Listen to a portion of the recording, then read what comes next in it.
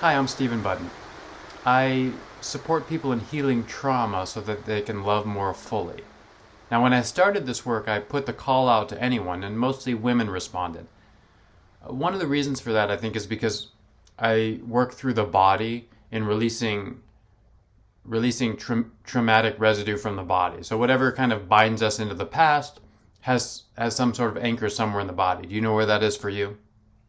Because I have a lot of tools for clearing that out. And some of them I borrow from others, some of them I've created. I spent 10 years working somatically with clients in profound touch-based work, which is can sometimes be so profound it's like a rebirth experience. And I call this the Philomela Protocol. It's like you're reborn and you learn to sing again. The limit in this is that it's one-on-one, so I can't work with everyone. I cannot even work with that high a volume. So I'm starting to work this into groups, live group settings, and these are Dance with Life workshops. The way to get an initial introduction into the work is through the Rapture Protocol. And that is a system that delivers all that I've learned over the last 20 years and 10 years delivering it to clients. It's how to clear residue from the body, how to work with our mental patterns, how to just free us up so that when we love, we're free within to love fully and receive love fully.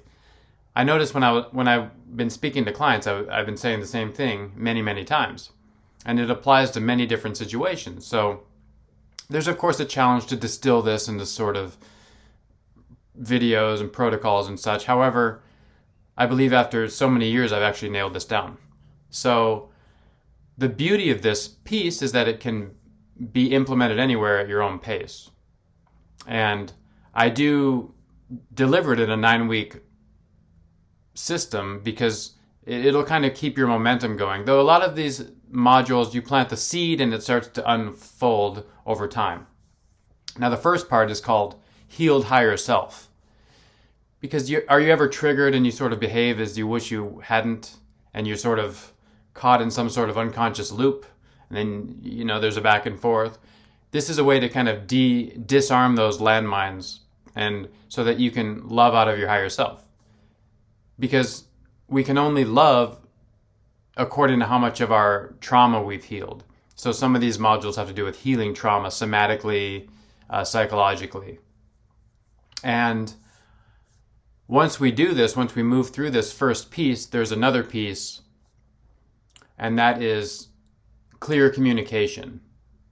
So sharing a reality with others requires some certain tools. Do you know that usually when people communicate, when they tell me their story, the story is peppered with judgments and accusations and all kinds of things that if we try to share with someone in that way, it's just going to create all kinds of triggering, and they're going to respond accordingly because being triggered throws someone into their 7-year-old body, and they can't react, they can't respond in that way.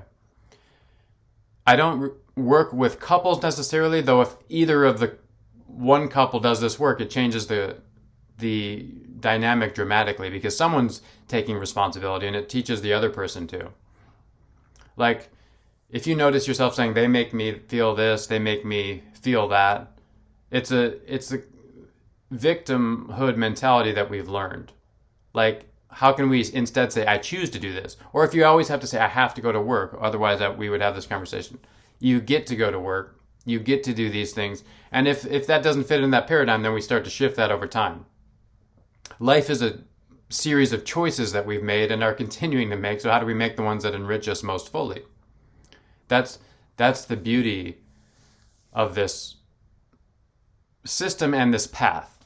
There are a few others that touch on pieces of this path and this system, and that you can get powerful work from various places. Wherever you get it, I encourage you to engage on the journey deeply and find your own healing so you can love and be loved most fully. That's the beauty and the power in life. And the last section is called Fearless Love. Fearless love is an idea that brings up some sort of fears for some people. And this is based on the principle that we love and receive love in accordance with our level of self-love. So here we enrich our inner landscape. For many years, I did mirror work with clients. You stand in front of the mirror and you start to kind of engage in a dialogue, because we need to fall back in love with ourselves and our process of living. So a failed relationship is an invitation to fall in love with life again. Isn't that interesting paradigm shift? Not to mention there's no failed relationship if you learn from it.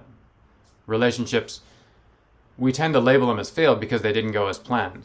And that means we could label anything in life as failed because it didn't go as planned. So what's the difference? The difference is that you learn and grow from it. So some of the most growth-inducing relationships are some of the most painful.